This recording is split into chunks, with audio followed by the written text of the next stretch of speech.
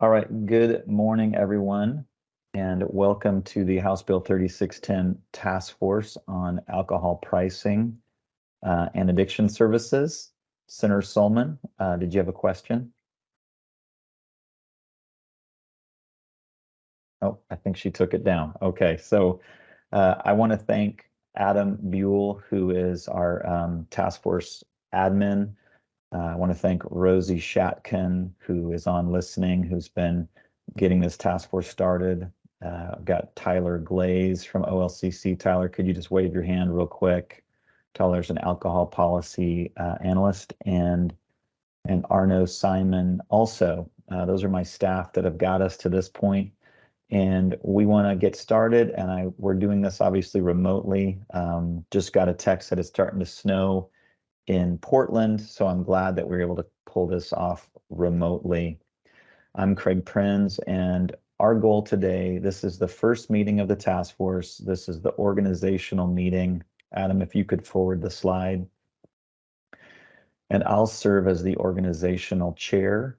What we're going to do is do a roll call, make sure we have our task force members and that we have a quorum.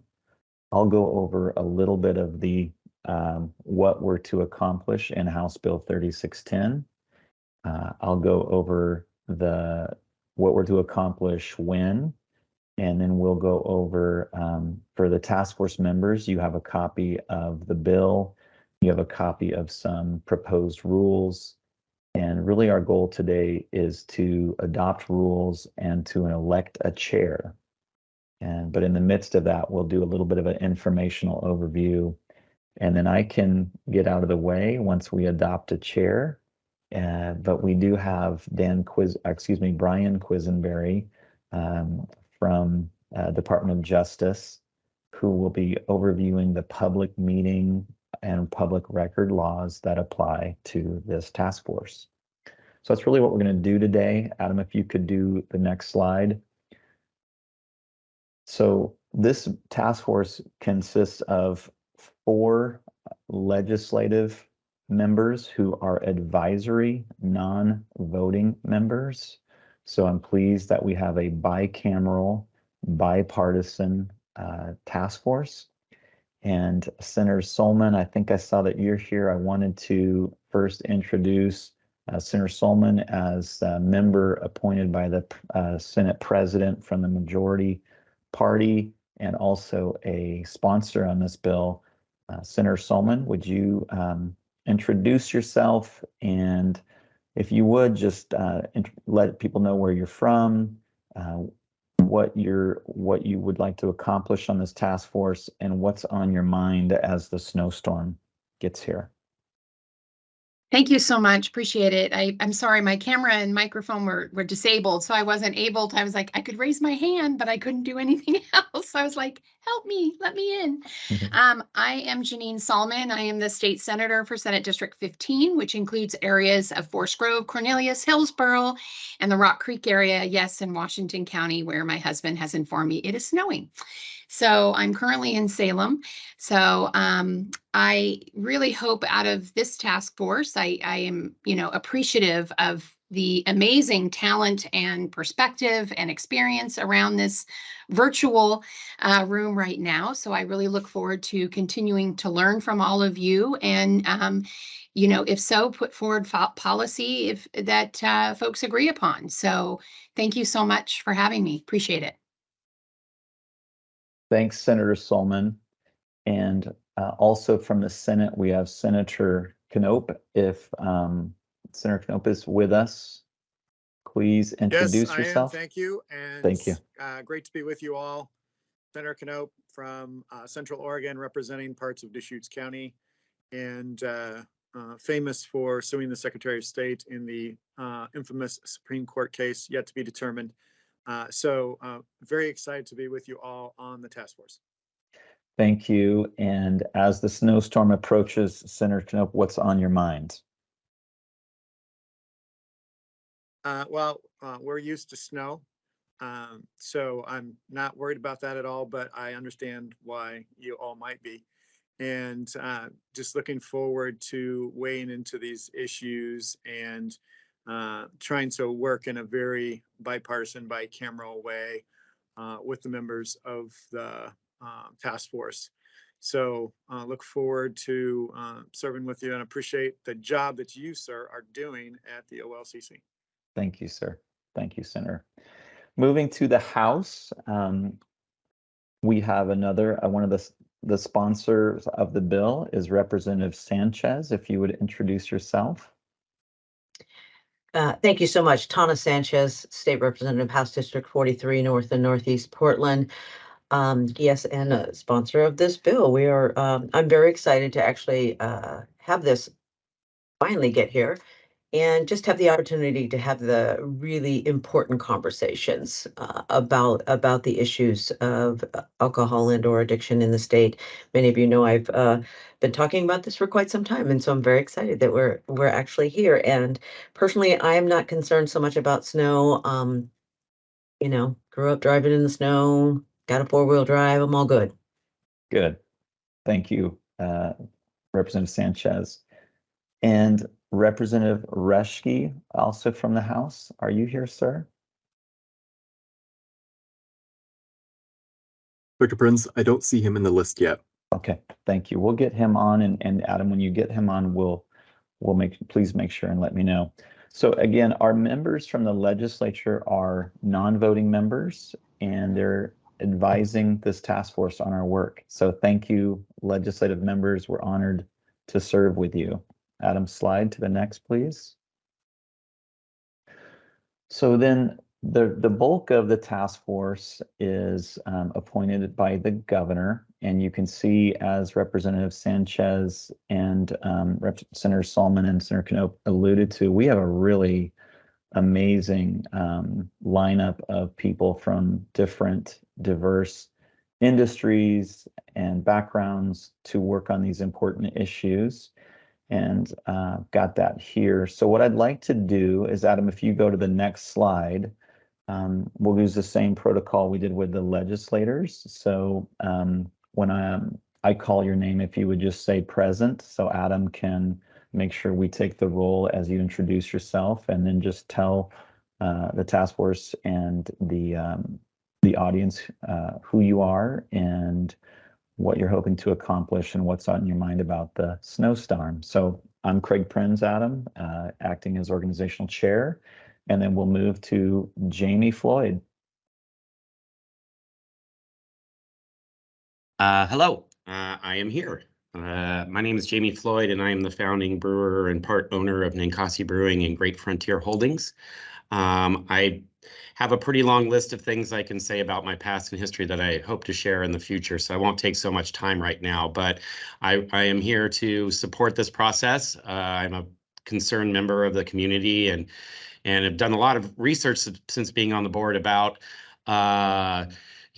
digging in and really seeing that, this is a pretty complicated issue, and that it seems like the state of Oregon has done actually a fairly good job of raising money, just not necessarily getting it to where it wants to be. So I'm hoping to help bring some of the private sector views of how I run business, or we all run business, in a way to support this, and am excited to be a part of this. Thanks for the invitation. Thank you, Mr. Floyd. Any snowstorm thoughts you want to share? Well, as a season pass holder for Willamette Pass, I'm excited that there will be a season, and that hopefully our reservoirs will be stocked next year. And many thanks to changing it. It's pretty nice down here right now, but I'm glad to not have had to consider it. Thank you. Mr. Reed, Marcus Reed. Yes, I am present. Can you hear me okay? Yes. Great, wasn't sure about my mic. Yeah, my name is Marcus Reed. I'm very honored to be taking part in this task force. I'm a University of Oregon law grad and have been licensed to practice law in the state of Oregon since 2005, and I live in Portland. I've been involved in Oregon's alcohol industry since around 2011, when I started a law practice that was focused on primarily breweries, small to mid-sized breweries in the state of Oregon. I then moved on to be in-house counsel for Widmer Brothers in 2015, and have since then been employed with Widmer Brothers, and then now with Anheuser-Busch as general counsel for all of their craft breweries. I've also in that time served as a director and VP with Oregon Brewers Guild. I've taught with the Business of Craft Brewing class at Portland State, and I co-founded a beverage industry business networking group. And what I hope to accomplish here, I've dedicated a lot of my career and my time and my passion to this industry, and it's because it's a quintessentially Oregon industry. It's woven into the fabric of the state's culture and history and its economy and identity. It creates family wage jobs, promotes tourism, and does a lot of good for the community. It's an industry, though, that has fallen on hard times, and I'm protective of that industry. The increased material costs and employment costs and employee shortages, along with post-pandemic changes in consumer behaviors, have caused a lot of problems for the industry overall. As a result, a lot of my friends have lost their brewing businesses, so we want to keep that from happening. I'm also sensitive to the need for addiction treatment services, and have know a lot of people who are in various stages of addiction and recovery, and of course have seen what the opioid and methamphetamine epidemic has done with my city. So I'm all for treatment, and I'm also all for supporting a reasonable, balanced approach to state policy, grounded in real facts, accountability, and recognizing what our great alcohol industry brings to this state. Thank you very much. And as for the snow, I have two 12-year-old kids and a golden retriever, so we're all about it. Bring it on. We're ready. Can't wait. Yeah. Thank you, Mr. Reed. And we've next got Fawn Berry. Miss Berry, are you on? I am. Can you hear me? Welcome. Yep, we hear you loud and clear. Hi, Fawn Berry, Executive Director of the Oregon Wine Council. And I think that this work group is going to be a really great tool to kind of bring the two sides together, to have conversations that we really need to have a better understanding about how to address some of these issues.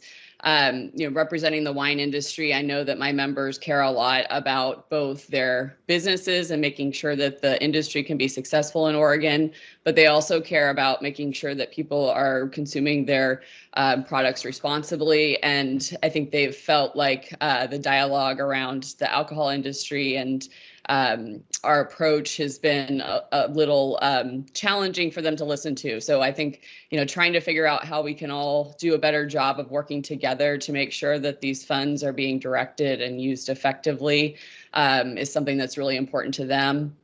And from my perspective, I'm a big data person. I like to know what the data says and make sure that the decisions that we're making are based on data. And so I'm really interested to get into the weeds on this and kind of understand better what the data says, what we need to know more about, all of that sort of thing. So in terms of snow, I grew up in Ohio, so I love to sit and watch the news and see all of the news reporters running around chasing different accidents that happen, that sort of thing. If we did that in Ohio, there would be nothing on the news but weather-related stories. So thank you.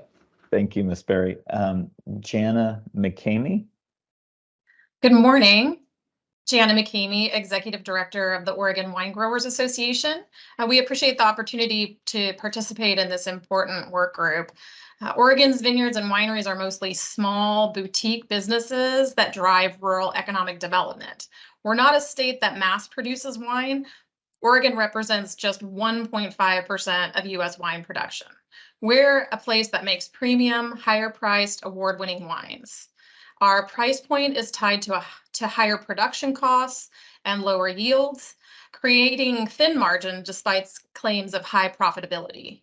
While the cost of doing business is going up for a variety of reasons, wine consumption is decreasing, and we are feeling the effects of declining tourism and ongoing climate challenges. Still, we have deep ties to the land and have a vested interest in the future of our state and local communities. Our value-added agricultural product is driving more than $7 billion in annual economic impact. We're supporting more than 50,000 jobs, prioritizing environmental sustainability, and driving tourism. Our industry has long been celebrated by Oregonians and its leaders, and we strongly hope that it remains that way. We also know that wine is an alcoholic beverage. That's why our industry is committed to encouraging moderate consumption, ensuring safe practices in our tasting rooms, taking every step to keep alcohol out of the hands of minors, and other practices that promote moderate consumption. We know that substance use disorder for alcohol is a real challenge for some Oregonians, and we take that seriously. We look forward to work group conversations about how existing resources are being used to address this challenge, how we are measuring successful use of those resources, how we're measuring the need for additional resources, and ideas for meeting the need by providing services that are coordinated and outcome-based. We would also like to discuss opportunities for partnership and investment in prevention. OWA has always been willing to serve as a collaborative partner in any public policy conversation about safe and responsible consumption of alcohol, and we take seriously the issues that are part of this work group mandate. Thank you for including me. Thank you, Ms. McCamey. Any snowstorm issues for you? Well, I did have to find a place for my 3.5-year-old this morning so that she wasn't participating in the work group because her preschool was canceled preemptively, but we're excited. We're hoping to get enough snow to go out and have some fun. Excellent. Welcome. Mr. Aaron Sarnoff Wood. Yeah, thank you for including me. Sorry, didn't get the memo. We're enjoying lovely state library room 103 here. I'm sorry for that, Aaron, and just please, but we hear you loud and clear, so please just introduce yourself, and we'll be happy to move forward. Thank you.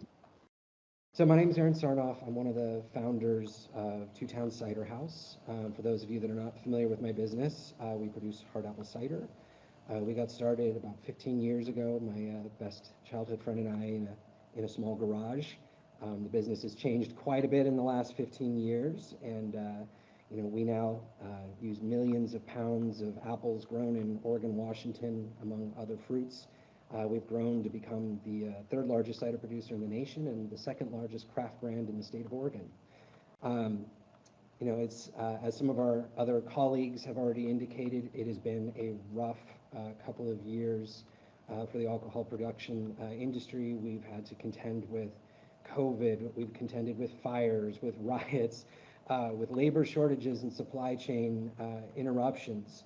And, it's all impacted our business. In the last 52 weeks, in grocery store sales alone, we've seen over 1.4 million gallon reduction in sales.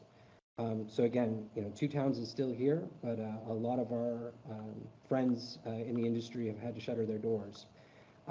So the reason I'm here today, about 2 years ago, I started this research and journey. I became aware of House Bill 3312, and that was the last effort to increase alcohol taxes. That proposal, it did not pass, but had it, would have increased my business's taxes by nearly $4 million per year. That figure is larger than my company's total profitability in that year, and I fear that it would have put me out of business immediately. Obviously, that caught my attention, and I started researching a lot of the supporting data for the tax proposal, and I was dismayed to find that much of it was inaccurate. I'm sure we've all read, the talking points that Oregon is second highest in the nation in illicit drug use and last in access to recovery services, but those talking points were based on a federal survey that was retracted for data inaccuracies. And those talking points persist to this day. So again, I saw the opportunity. I was asked to join this task force. Data analysis is a big part of my job, and I was really excited to be able to try to help, inform the conversation and obviously give my insights as a producer as to kind of what the impacts of alcohol taxation would be. And, again, I'm very excited. I realize we have real problems to address, and I really do. I am here to help, and I want to make sure that we're making decisions from data rather than rhetoric, so that we can make the right decisions that will both benefit those in need in our state, as well as being mindful to the restaurants, hotels, and small businesses that are going to burden the costs of whatever decisions we make here. So again, thank you for including me, and excited to be a part of this task force. Thank you, Mr. Sarnoff. And we have, I think also in Salem from the alcohol addiction advocacy community, we have Jason Renaud. Jason, are you on? Sharing my laptop. One moment. Okay, good. Thank you. Hey, it's the first cooperative venture between. Exactly. That's great, Jason. Nice conversation in the lobby too. Oh, we're here together. I'm Jason Renault. I joined Salem because I hate Microsoft Teams. So that's why I can't log in on my machine. I'm the board secretary of the Mental Health Association of Portland. I was appointed to this task force yesterday, so I have not had a chance to review all the materials that you have, and I don't have a talk to give. But I'm a person in recovery from alcoholism, and that means that I haven't had a drink in 38 years. And I've been involved in helping people get sober for about half that time. So I know a little bit about the treatment business. I've worked a little bit in it, but I'm not a member of the treatment industry. I'm not a staff person of OHA. I'm not a member of any other organization other than the one that I mentioned. So I guess I represent on this committee the Oregonians, individuals, businesses, and families, I guess, that are harmed by alcohol. And I'll try to keep that in mind as we move forward. Thanks. Thank you, Mr. Renault, and we're so happy you could join us with the short notice, and thank you for logging in. And I think we'll put that one on mute. Thank you. Thank you so much. And then we've got Todd Jeter, representing Community Care Organization. It looks like my camera is having an issue at the moment. It's okay, Todd. We can hear you. Just announce that you're present, and we'll see if it'll come on. Sure. Yeah. So Todd Jeter, and it's a coordinated care organization. I'm sorry. I apologize. The CCOs here in Oregon. So I am currently the Director of Behavioral Health and Interim Director of Social Determinants of Health, Equity, and Transformation for Samaritan Health Plans and the Intercommunity Health Network, CCO. I'm also the owner of a group private mental health practice in Eugene that I founded, Fjord Counseling. And I'm a licensed clinical social worker and a certified alcohol and drug counselor 3. I'm a person in long-term recovery, and my journey through recovery is what led me to go to school for my bachelor's in psychology and then master's in clinical social work, and to involve myself in a career of working with other people through mental health and addictions issues. I've served in a wide variety of capacities across the state of Oregon as a residential counselor, outpatient counselor, crisis response, emergency room, social work, advancing up into clinical supervision. And then I served as the Director of Residential Services for Central City Concern in Portland. Following that, I served as the Behavioral Health Director for a multi-site federally qualified health center in Port Orford and Bandon on the Oregon coast, prior to moving into my current position with the CCO. I think that there is a lot to be said for the potential of those who are currently struggling to be able to live really meaningful lives, be really productive members of society. And I'm really happy to be a part of this conversation. I think there has to be a sensible middle ground forward where we can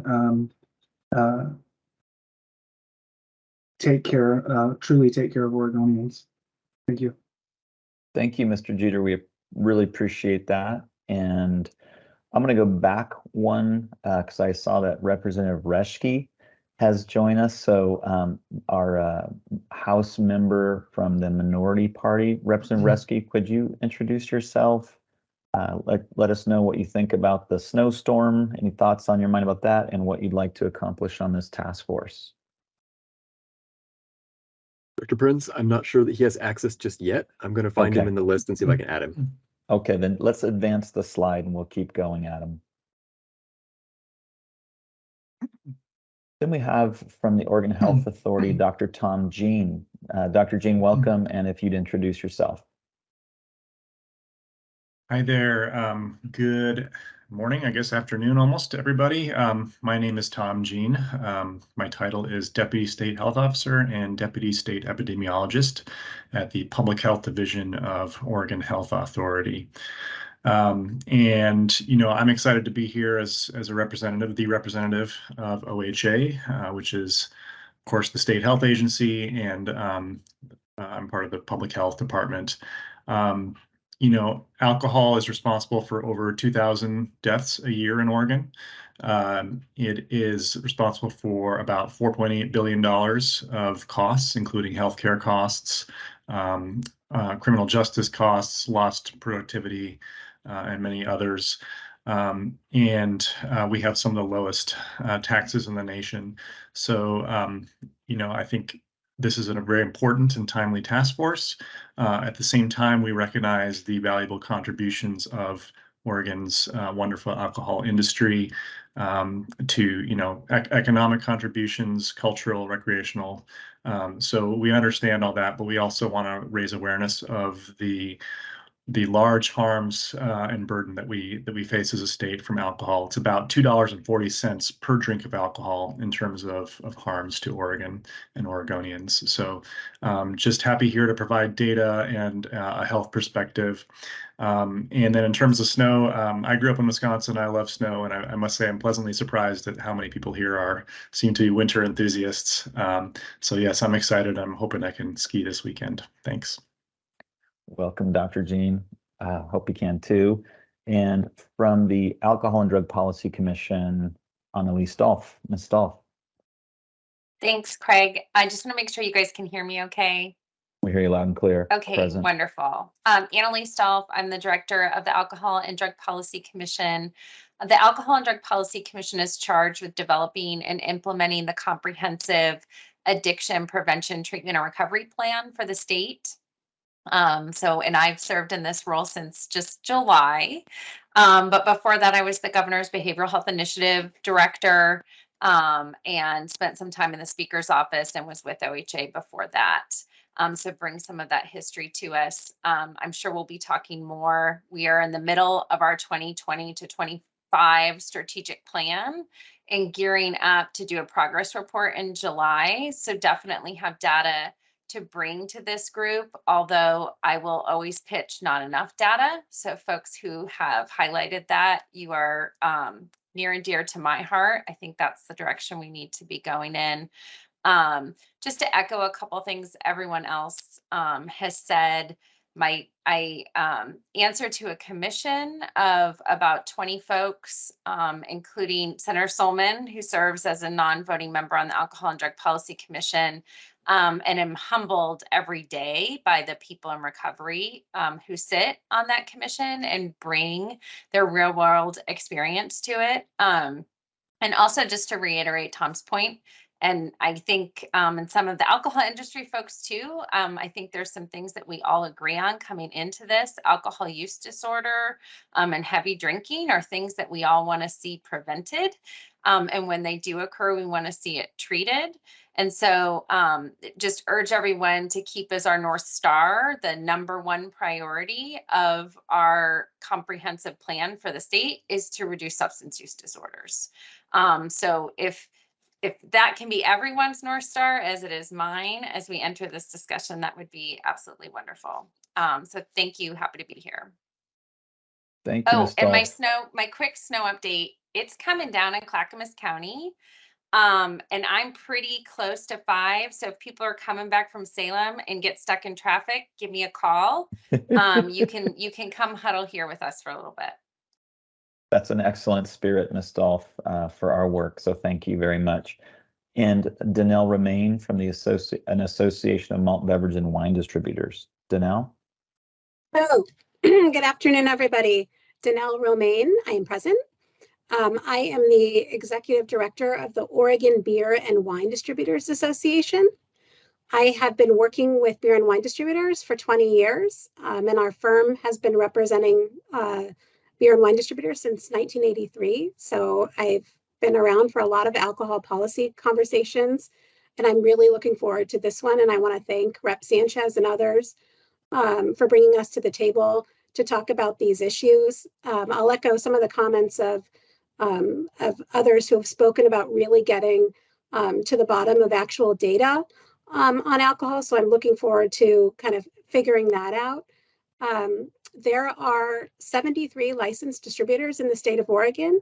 They employ over 3,000 Oregonians. So we have quite a big economic impact on this state. These are all local Oregon businesses with a presence in the state of Oregon, with warehouses distributing product to restaurants, to bars, to grocery stores, to anywhere that is licensed by the OLCC to sell alcohol. So we have a very big network of both farmers, producers, and retailers that we work with.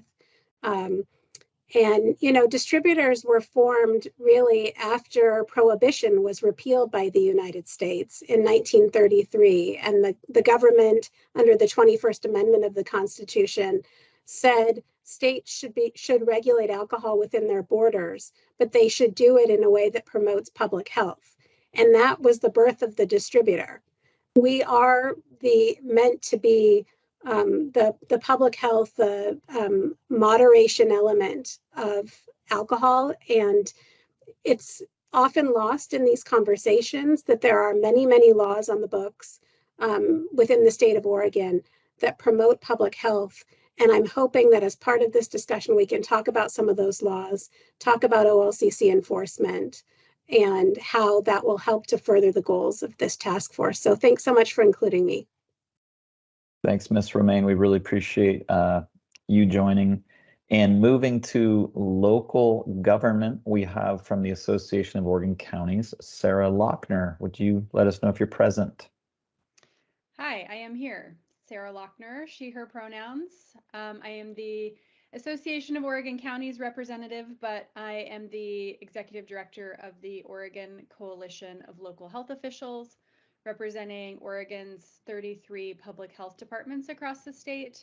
So I really appreciate the comments by Dr. Jean, by Annalise, and by Danelle about moderation and prevention of substance use disorder.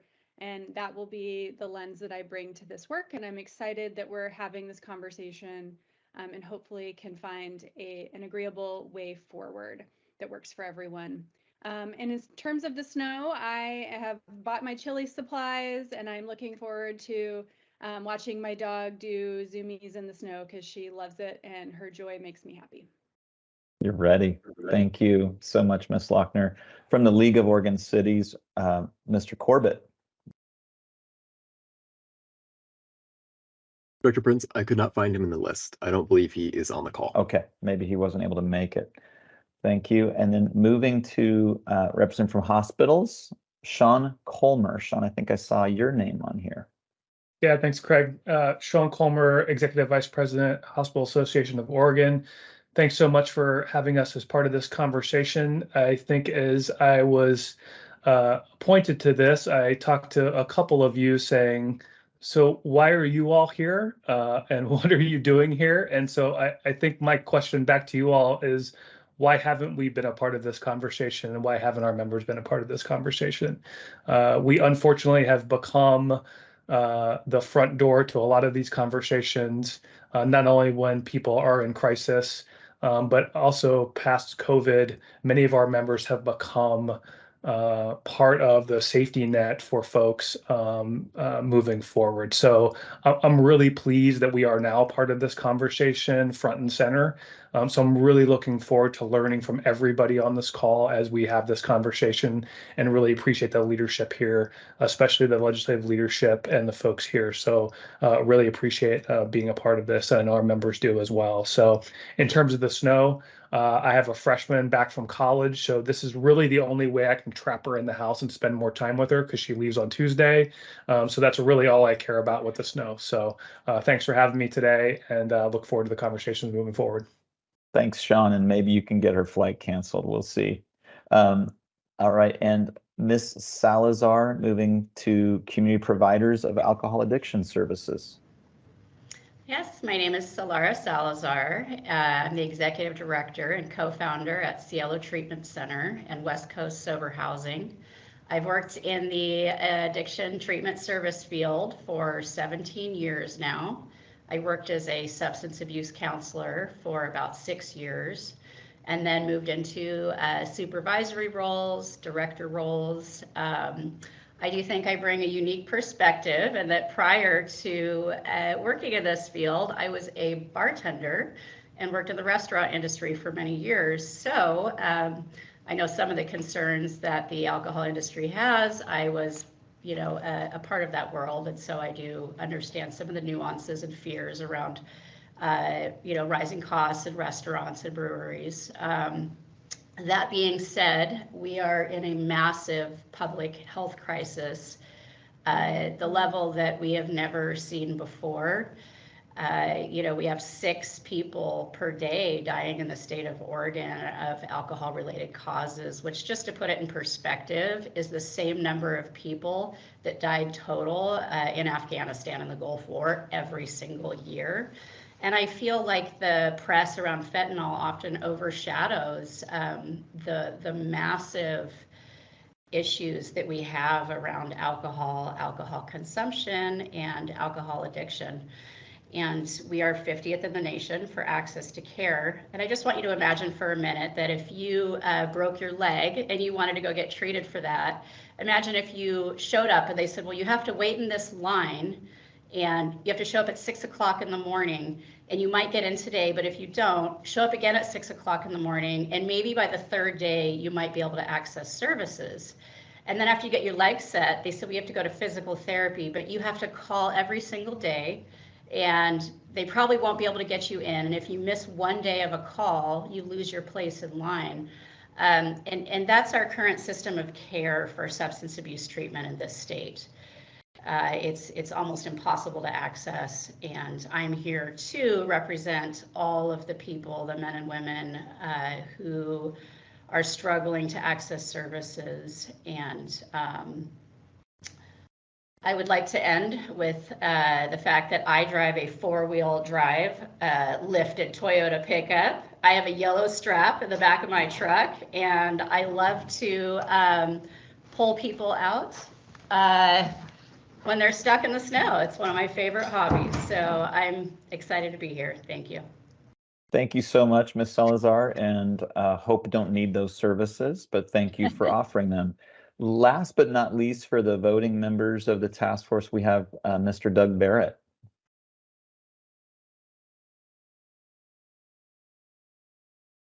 Mr. Barrett, are you here? It looks like he dropped off. He may rejoin us shortly. Okay.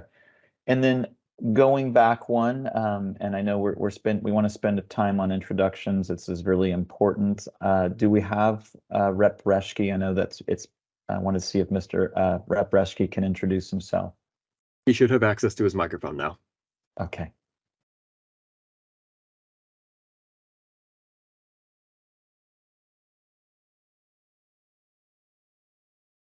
Not getting any sound, Adam, so we'll come back to Representative Reschke.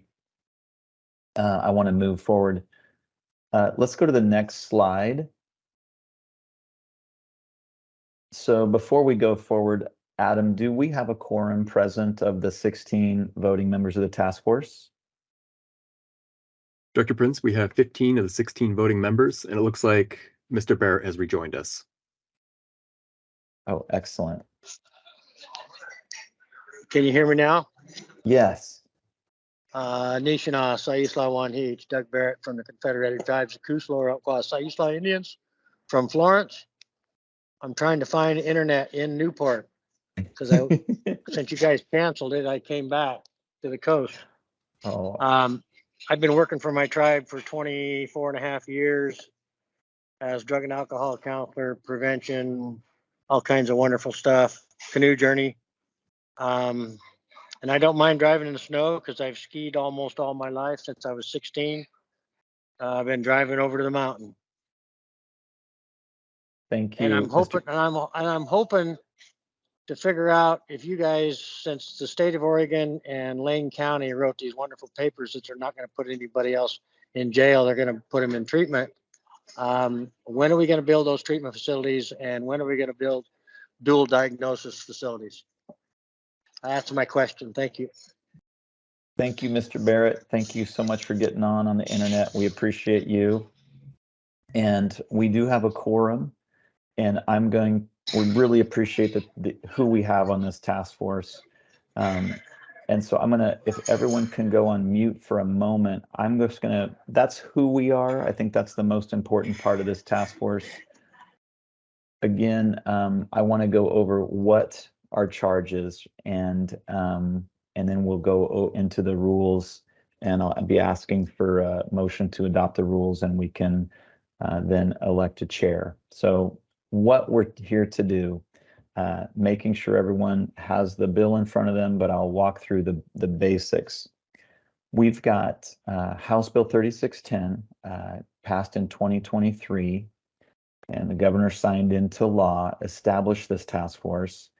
And as several people have alluded to, our job, what we're to accomplish, is to study alcohol addiction and alcohol addiction prevention, the distribution of resources for alcohol addiction treatment, the current overall funding of alcohol addiction treatment programs, the cost of alcohol addiction to the state, the benefits and drawbacks of imposing taxes on malt beverages, also known as beer and wine, and then additional funding options for alcohol addiction treatment, including modifying the distribution of revenues, increasing taxes, and the potential impact of tax increases on relevant industries. So that's our charge. That's what we're here to accomplish. Adam, if you can do the next slide, please. I always like to do who, what, when. So when we will be doing, as we do that study, our goal is to have a report written by September 15th, 2024 to the interim committees of the Legislative Assembly related to health. And within that report, we may include recommendations for legislation. And again, the legislators will be receiving that report in 2024, and they are advisory members of this task force. Adam, if you could go forward one more, and then I think we might have our Mr. Corbett on from the city. Is Mr. Corbett, if you can hear me, I'd like you to introduce yourself if you can. If not, we'll move forward because we do have a quorum. Okay, it sounds like he's on hold and not able to join us. So I really want to move into the rules. You've got task force members, you have proposed rules. The bill itself lays out some of the rules. The task force members will elect a chair. We will work by quorum, a majority of the voting members. So for this, we have 16 voting members, so 9 is a quorum, and we've established what we do have that to move forward. We'll be using majority voting. So the approval requires a majority of the voting members. Again, that's 9.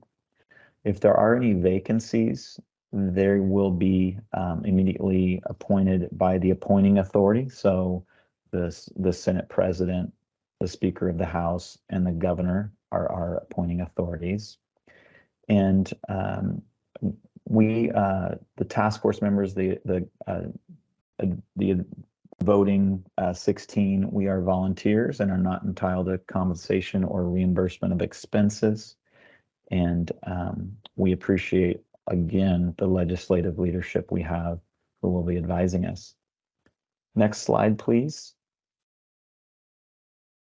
I'm going to skip over this one and come back. So the next slide too, please, Adam.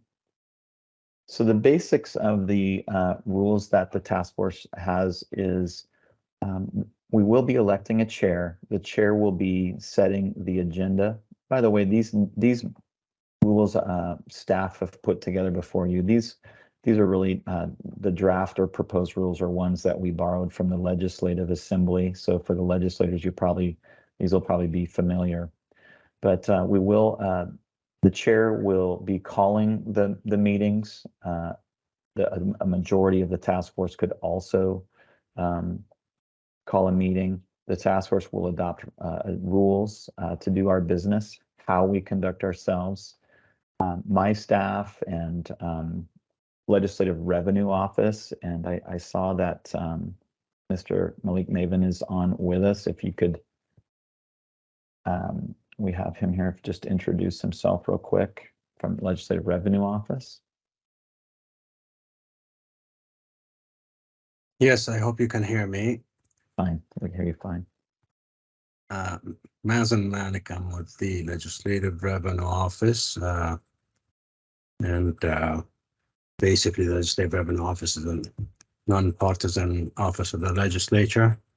And we are on this task force as on a consulting capacity, which basically does with what we do for the legislature of providing information and options and data analysis and all the things that we usually do. We have worked on this capacity of consulting or leading task forces in the past for many other issues.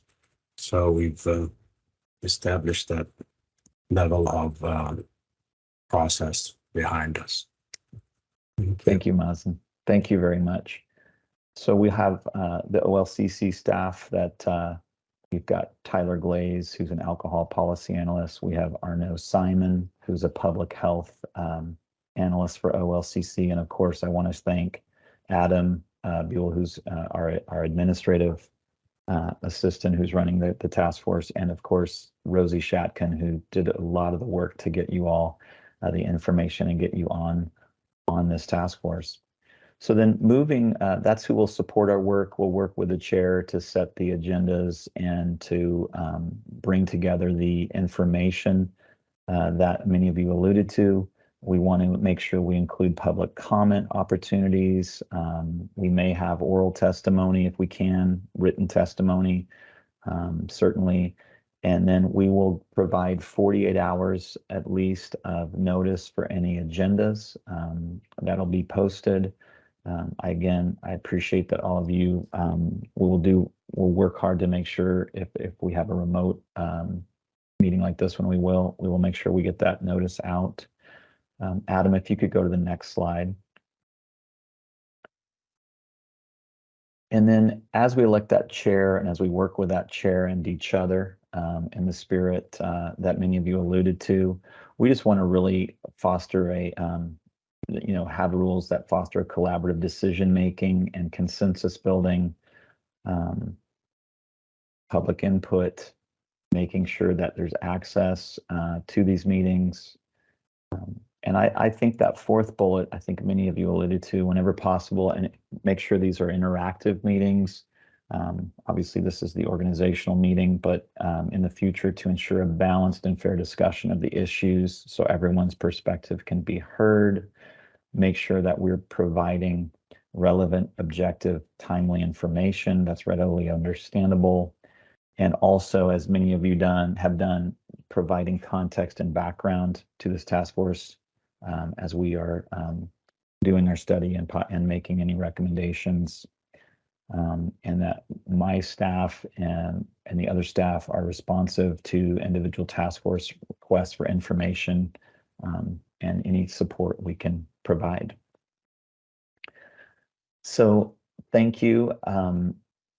At this time, what I'd like to do with those rules in mind, I'd like to entertain a motion. If anyone has a motion to adopt those proposed rules.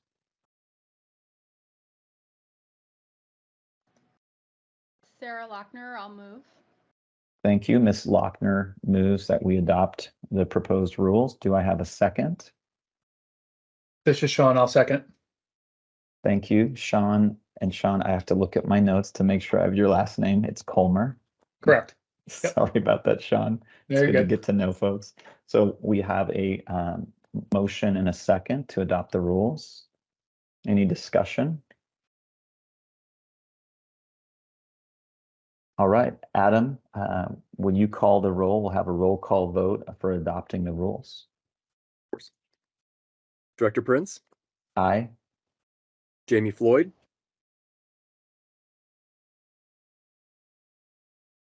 Sorry, aye. Marcus Reed, Aye. Don Barry, Aye. Jana McCamey, Aye. Aaron Sarnoff Wood, Aye. Jason Renaud, Aye. Todd Jeter, Aye. Dr. Tom Jean, Aye. Annalise Dolph, Aye. Danelle Romaine, Aye. Sarah Lochner, Aye. Rob Corbett,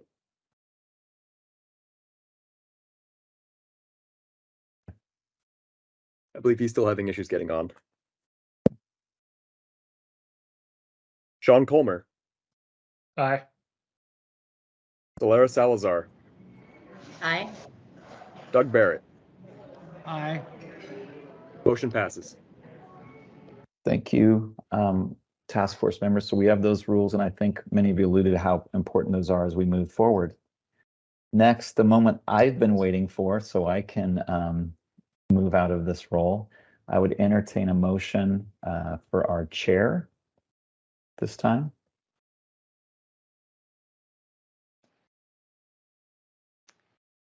Sarah Lochner, I would like to nominate and move to make Annalise Dolph the chair. All right, we have a motion for Annalise Dolph to chair the meeting. Do we have a second?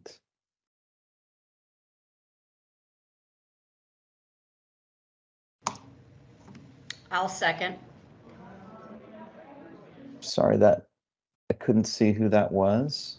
Delara Salazar, second. We have a second from Ms. Salazar. Discussion?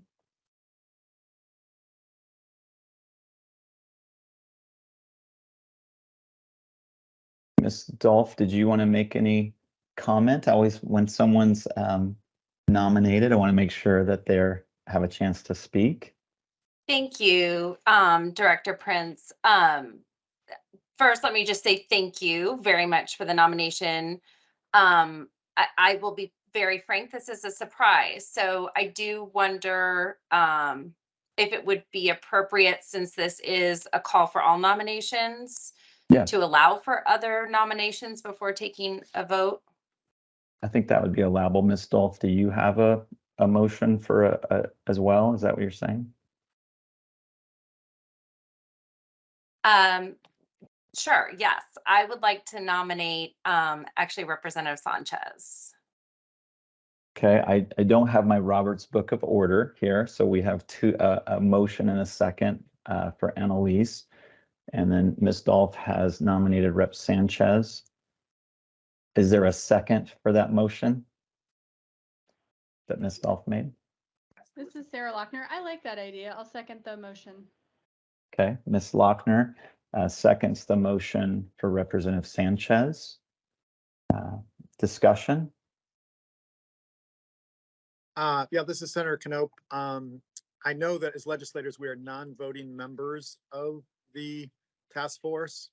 So I just want to make sure that we are able to do this as a task force. And I don't know if there's somebody that can answer that question. I ran into this in another task force, and this is why I'm bringing it up. Yep, thank you, Senator Knoop. We ran this down, and we do think Rep. Sanchez can serve, or you could, the non-voting advisory members can serve as the chair. Right. However, they will not be voting and not have the quorum. Thank you. Right. Thank you for answering that. I appreciate it. You bet.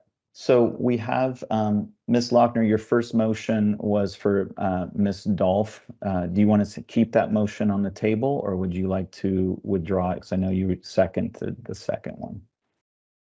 I'm happy to withdraw it. Okay. So Ms. Lochner withdraws her motion for Annalise Dolph.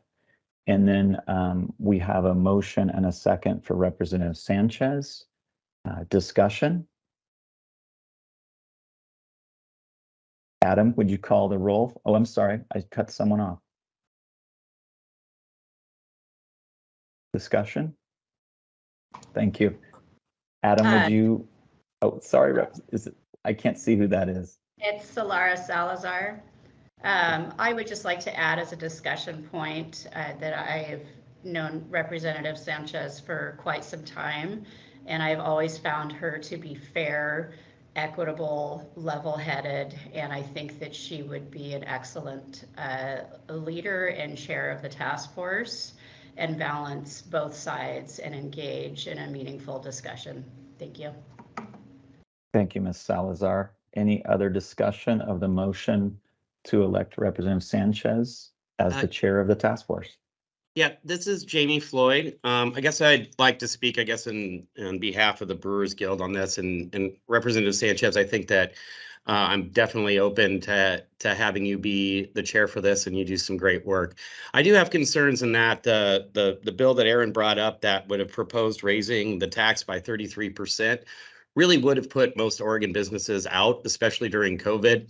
I just really want to be sort of reassured that that alcohol price rising isn't the main focus of this, as has been made apparent by other voices, that the real goal here is to improve recovery and addicted services outreach to everyone in Oregon. So just kind of want to bring that up for the alcohol side, that we're all here for a great discussion, but as history has gone, especially with beer taxes, the Brewers Guild wholesalers have not been asked to that table before. So we're all glad to be here. Thank you. Any other discussion?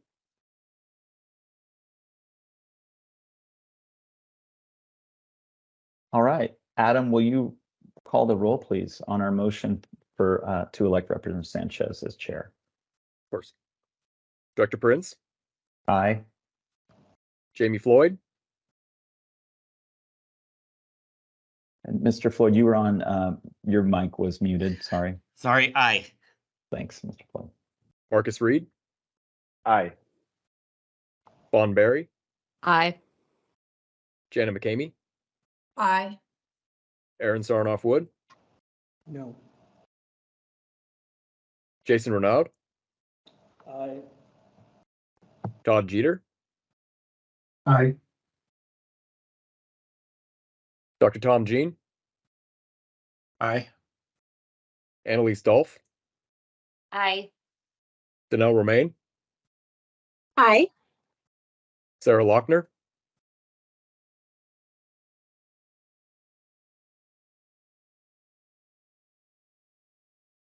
Sarah Lochner? Aye.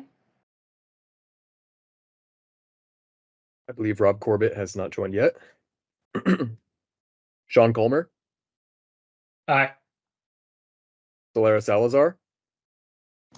Aye. Doug Barrett? We'll take all the time you want. Motion passes. Thank you very much, Adam. And Rep. Sanchez, congratulations. You are the elected chair of this task force. I'm probably happier about that than anyone. So I want to congratulate you and virtually hand you the gavel. And I'm happy to proceed with an overview, but we just want to acknowledge that you're now the chair. So Sanchez. Thank you. Thank you. I do want to thank, and I'm happy also to allow you to do that overview piece around the public meetings law, because of course that's what we have to get through today. But I do want to acknowledge that that yes, there's concerns, and you're right. The bill that would have raised those beer and wine taxes by 33%. That was an opening salvo, because I've been trying to have this conversation for a very, very long time myself. As I said in the very beginning, I am very excited to be here. This is the conversation I've been wanting us to have for the longest time, because I can hear that people are struggling, and this would have been a different conversation pre-COVID, right? It's a very different conversation right this very minute, where everyone is struggling in some way, shape, or form. And my movements and the things that I was doing prior to COVID were really about like opening the conversation. Let's talk about this, because we have to be real about the fact that we're struggling. We struggled with addictions prior to the pandemic. We're struggling with them even more now. But prior to the pandemic, we could say that the beer and wine, tax itself, the literal beer and wine tax had not been increased in over 40 years. So my effort as someone who is also in long-term recovery and someone who's is a master's degree in social work, and I'm doing social work all the time and seeing people struggle, like that's my biggest concern. But as a legislator as well, and as the co-chair of Ways and Means, I see the absolute need for us to balance what we bring in the city or in the state of Oregon and how we put that out to the rest of the world, right? The rest of the industry and all of the things that we need to do as the state of Oregon. It's so very, very important that we manage our economy at this moment in time, that we don't lose anything that we've built here in the state. We've lost enough. And I think it's just very important that we all try to have just as much of a balanced and clear conversation as we can have. I was so disappointed that we decided to, well, it's not even snowing out here yet, but that we were, we had to cancel our in-person meeting, because that is my hope, is that we get to a place where we can be in person, have really direct conversations, sit and discuss things, and really try to be conscious of everybody's place in the room, and that we value everyone's input. That's going to be very, very important to me as we go forward with this. So, Craig, I'm going to let you finish up with the pieces that we have to do, and then we'll talk about meetings in the future. Thank you so much, Representative Sanchez. What we want to, I think we've covered most of the agenda. We're not going to take a break, Representative Sanchez, if that's okay, because I know we got to make our time here. So what I want to do next, Adam, if you can forward one more slide. We are a public task force. Public records and public meetings laws apply. This is really important, especially for those of you who are not familiar with serving in this type of capacity.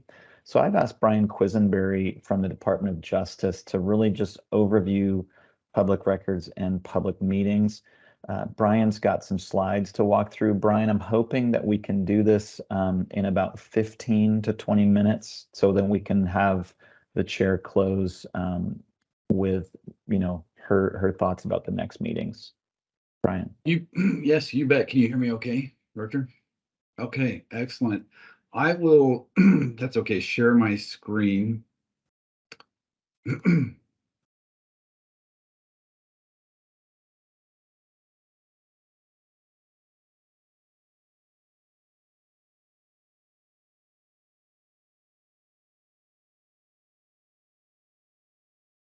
Okay, can you see? And all I can see is Director Prin's face. We've got you, Brian.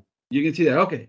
In an effort to dampen everyone's excitement about being here today, I get to talk with you for a few minutes about the public meetings law and the public records law. So if it wasn't exciting enough for you so far, it is about to get super exciting. So those two laws, as you can probably tell, impact the work that you're going to do. And so I'm here to share a few thoughts, and I will definitely speed through this. My name is Brian Quisenberry. I'm an attorney with the Department of Justice here in Oregon. And so my goal is to help you comply with these two laws and keep the task force business transparent to the public. I plan to hit just a few of the high points of the law that are applicable here to the task force. I'm not going to cover every provision, though, of the law, fortunately, for everyone. And so with that, and I was going to make these interactive, although now that we're virtual, it may be a bit of a challenge. So just bear with me. As you see, I have a couple of questions to pose to the task force. Okay, the public meetings law is a law that ensures that our state and local governments are arriving at their decisions openly and transparently. Open government is a fundamental tenet of our democracy, which public meetings law is intended to uphold.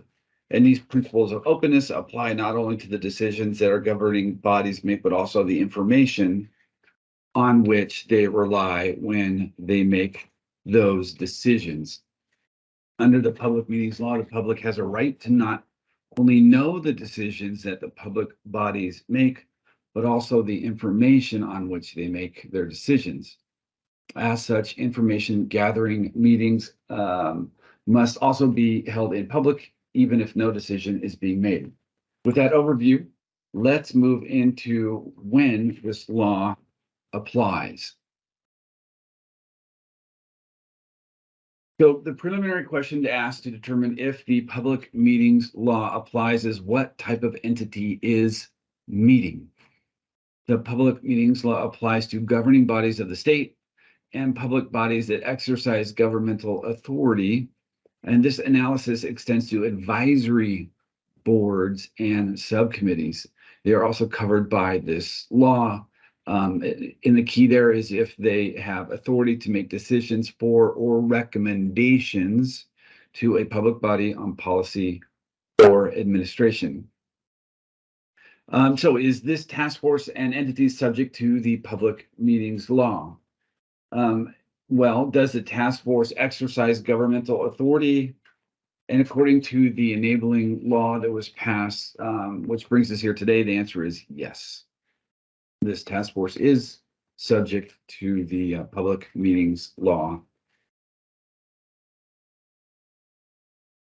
So we know a meeting is a gathering convened by a public body. What about serial meetings? And by serial, I mean, and we'll talk about this here briefly, telephone game and an email. So telephone calls, would that constitute a public body meeting? In the context of the public body, perhaps you're familiar with that serial meeting. It is a serial meeting is when a member of the public body meets with a group that is less than a quorum, then meets with another group that is less than the quorum in order to avoid creating a quorum that triggers the public meeting law. This can be done by phone, email, or even text messaging. To close this loophole to the quorum requirement, the legislature passed HB 2805 last year. And the legislative history indicates that these changes were intended to be consistent with a case called Handy v. Lane County. A couple of points on this is this law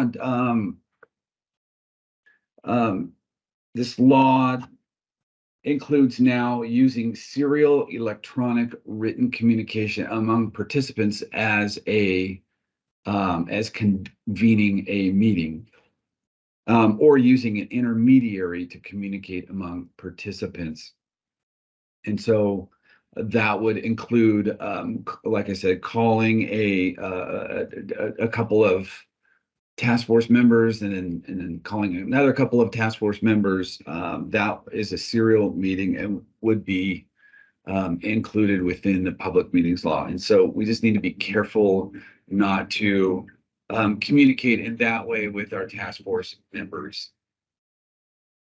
Okay, basic requirements. I'm not going to talk about notice. That's more of a staff issue, or records retention. That's also a staff issue. I'll talk briefly here about access and then public votes.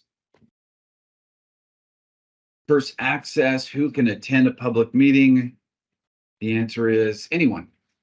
The key takeaway here is, although anyone can attend our task force meetings, that does not entitle everyone to participate in our task force meetings. Let's see, and then control the meetings is obviously the chair is in control. And they need to be accessible, of course, to everyone. So they have to be ADA compliant. And then we have to make a good faith effort to find an interpreter for hearing impaired folks upon request. Public votes, the bottom line here is that secret ballots are prohibited. The vote needs to be taken in open meeting. So question, who enforces the public meeting law here? Is it the Department of Justice? So true or false, the DOJ enforces the public meetings laws. If we were face to face together, this we could raise hands to see how many would vote true and vote false. The answer, of course, is false. Any person who is affected by a governing body's decision can sue to enforce the public meetings laws. And so anyone can do it. It's not just a DOJ attorney that enforces that.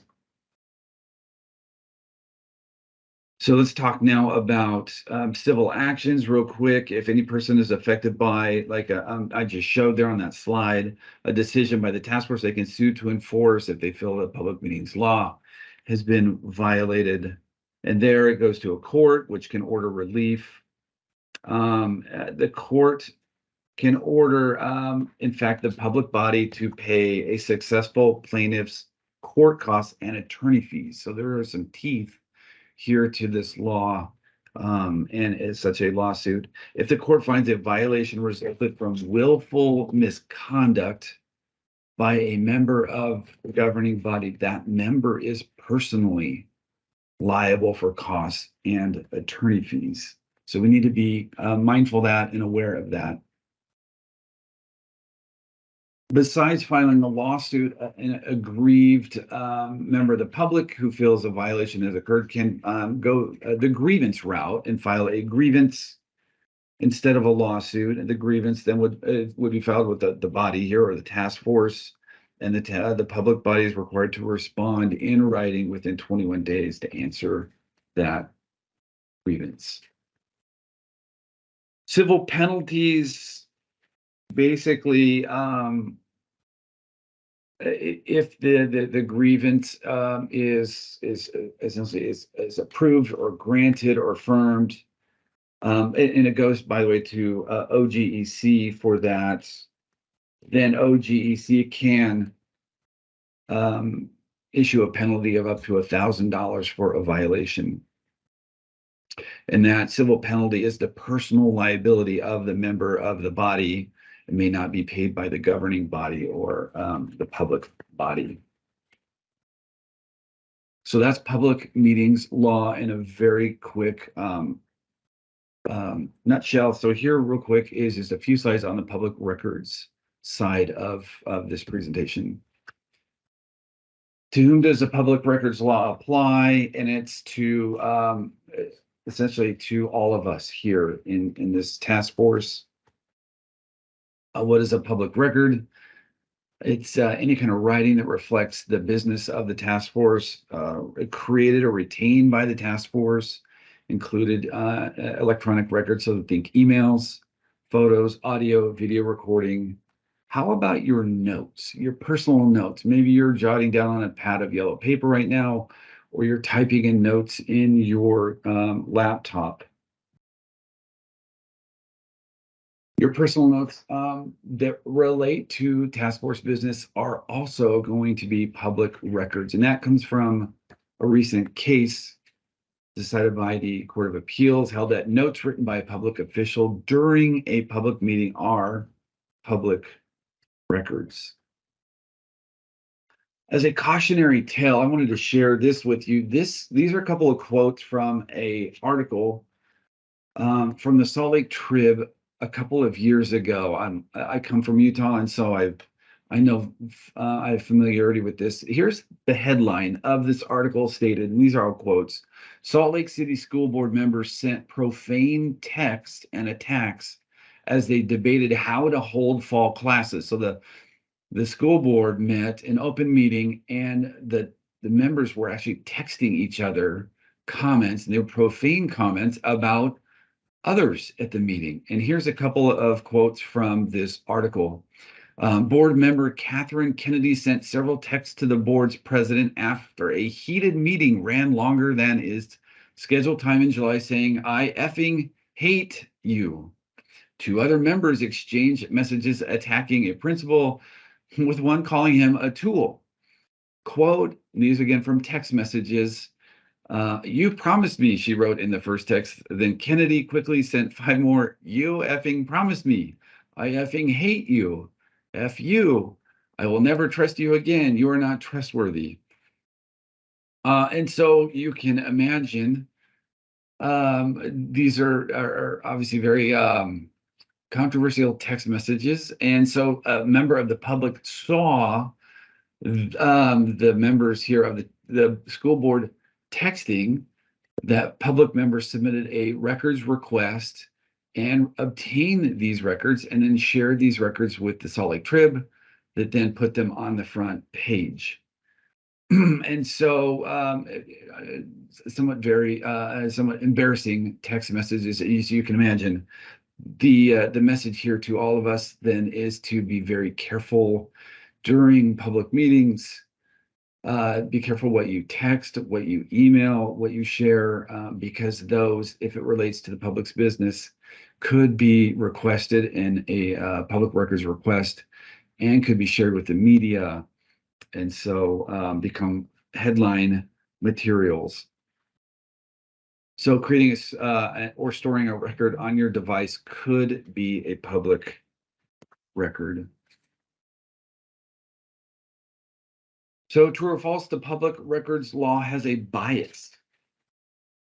And the answer is yes, a bias in favor of disclosure. Finally, records retention. You have to keep your records that you create, that you use, or that you retain. Best practice I would recommend is that you create a folder in terms of emails, title it Task Force or Task Force Emails or TF Emails. And then as you receive emails, put those into this folder to preserve them. Okay, concluding with any questions. And just a comment that I know some folks, if you'd like to create a email account for this task force, just let Rosie Shatkin or Adam know. For some folks, that's the easiest way to keep all of the records. We'll email you to that, or as Brian said, you can keep them separate. So Rep. Sanchez, we just wanted to make sure the task force knew public records law, public meetings laws apply here. I'm going to hand it to Ms. Shatkin and the chair. I have to step off briefly. I know Rep. Sanchez, you're in Rosie Shatkin's capable hands. Well, thank you. I think we have a question, though. I'd like to get to absolutely. Tom. Yeah, thanks. And thanks, Brian, for the presentation. I guess I just wanted to clarify, I've been in public meetings like this before, and I just wanted to clarify. So it's okay for task force members to email a subset of the task force or the whole group outside of meetings, but we just need to keep those labeled and kind of separate so that they can be available if necessary. Is that correct, or am I off on that? No, that sounds correct. Okay. I think you're right. Yes. And then I might have missed this in your presentation, but is it okay if we decided to have a subcommittee or a small group meet outside of the main task force, or does that have to be a public meeting too? Oh, I see. Yeah, I see what you're saying. So if a committee that is smaller in size than a quorum were established to meet offline, so to speak, I think that would be appropriate. And then that would not be subject to the public meetings law because that would be less than a quorum. Okay. Okay, thank you for clarifying. Appreciate it. Certainly. Perfect, thank you. Are there any other questions? And I'm sure that if questions do come up, I'm sure we can figure out getting those answered in a timely manner, let's hope. So, so Rosie, where are you in this madness? My God, I wish I could look across the room. There you are. Okay, fabulous. Technology at its best. So, let's talk about scheduling. Oh, can't hear you. No, can't hear you. Doesn't look like you're on mute, but that's somehow okay. or another. I'll have Adam. So Rep. Sanchez, while Rosie's getting her audio, Adam and my staff are happy to schedule the meetings. We can do a doodle poll if you'd like. So let me see if I got Rosie on here. Can you hear me now? There we go. Okay, perfect. Yes. Yeah, so one of the things I wanted to address, obviously initially is legislators have really difficult schedules. So Yes. so it might take a little bit of doing, but yes, go for it, Rosie. Well, the recommendation, suggestion, and it will be based on the quorum here, whether we have a meeting during session, the next meeting will be during the first week of session, and have meeting every week during the legislative session so it can meet the members' time as well. I know a number of folks from this task force will also be in the building, so we can utilize our time efficiently then, and post session possibly every other week to meet, and that will give us time to meet our deadline as well. How do people feel about that? I know that's a lot, but again, I want to be able to hear voices in the room. And I also want to not have you have these large block times of meetings, because I think people start to zone out after, we're at an hour and a half right now, or close to it. And I think after that long, maybe people start to have a little bit of a struggle. Sean. Thanks. And thanks, Rosie. Are you all thinking hour and a half hour blocks for each one of those times? Is that what you're thinking? So folks don't zone out for like a 3-hour meeting. Is that the goal? Right. Okay. Yeah, that sounds right, Sean. That's Perfect. doing it every week gives us an opportunity to go from an hour to 90 minutes, to have presentation as well. We'll discuss this with the chair, but to have presentation from various groups here, from OHA, from the commission, to sort of do an overview. And so that's the goal during that sort of first phase of the task force. Perfect. Awesome. Thanks. Jamie. Sure. Thank you, Representative Sanchez. Would this be, are we looking at trying to do it at the same time every week? Is this going to be kind of rolling around? Just to sort of, I'm totally in favor of it. I know that we were kind of all told there'll probably be 10 meetings. This is obviously going to be a lot more. Completely agree with the reasoning behind it, Representative Sanchez. Just kind of want to get an idea. All of us, I think, on this call have difficult schedules to achieve. I think I certainly would like them to be at the same time. And certainly, 10 meetings would be great. If we have to have a few more, I am not adverse to that, but I'd like to get us as upfront as possible in the process. Okay. Jenna. Thanks, Representative Sanchez. Would there be both virtual and in-person options? Because not all of us are in the building during session every day. Yes, most Thank you. definitely. The intention is trying to, I don't mind a hybrid here and there, because I think it's not a bad option for people who can't necessarily make the trip down there, but as much as possible for people to be in the room would be helpful.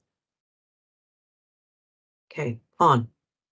I would just say that thinking about meetings starting during session weekly makes me very stressed out. There are a lot of standing meetings during that 5-week period that are going to make it challenging, given the fact that we've also got a pretty robust committee schedule.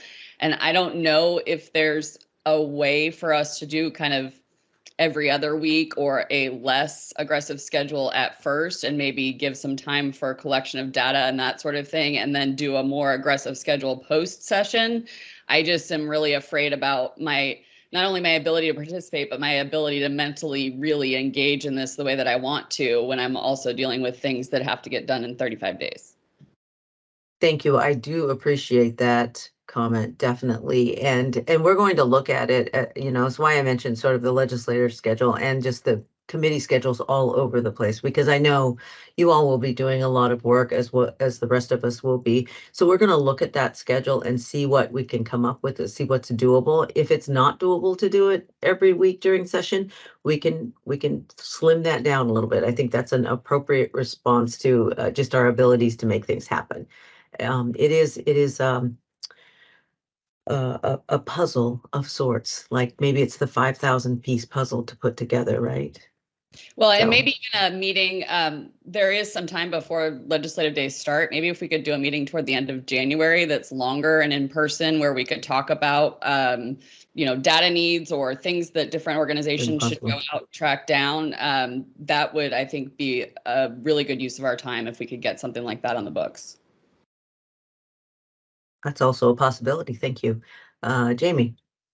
Yeah, and those that know me know that I'm a big fan of Amtrak, and if we were going to do weekly or even every other week, my timeline may be in an attempt to take the train and not have to be on the freeway every week and all of that other stuff. So just put it out there that I'm in support of it being at the same time to be able to make those arrangements, and also that I will do everything in my power to be at all those meetings. But that there is some stuff on the calendar, obviously, that I may force me to miss a meeting if we go to that cadence.